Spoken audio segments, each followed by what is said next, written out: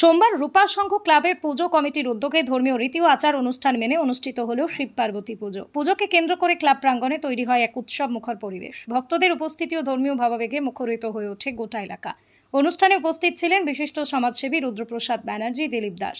পাশাপাশি উপস্থিত ছিলেন পুজো কমিটির সদস্য সুমিত রায়, সুরেশ মাহাতো, কৃষা সাউ, দীপ মাহাতো, বিকি সাউ, রাজেশ মণ্ডল সহ অন্যান্য সদস্য উদ্যোক্তারা।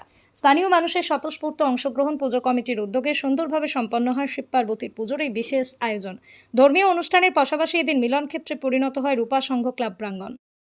সুর ভঙ্গ আমরা করি না, কারণ সুরের মধ্যেই বেঁচে আছে ভগবান, ঈশ্বর সাধনা। অনুষ্ঠানটা সুন্দরভাবে হচ্ছে এবং এই অনুষ্ঠানটা যেন সুন্দরভাবেই হয়ে থাকে এবং আনন্দ হোক, আনন্দ সবাই মিলে আনন্দ করুন, বাবা ভোলানাথ মা পার্বতীর আশীর্বাদ নিয়ে।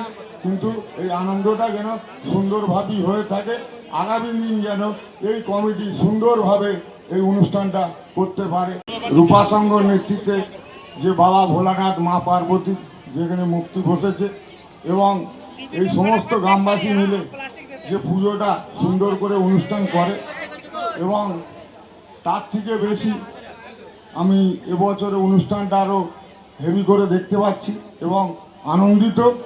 এবং আমি চাইব এখানকার সমস্ত মানুষ এক হয়ে এই অনুষ্ঠানটা আরও সুন্দরভাবে আরও বড় করে যাতে করা যায় সেই চিন্তাভাবনা সবাইকেই নিতে হবে এবং এখানকার সমস্ত গ্রামবাসীকে ধন্যবাদ জানাই।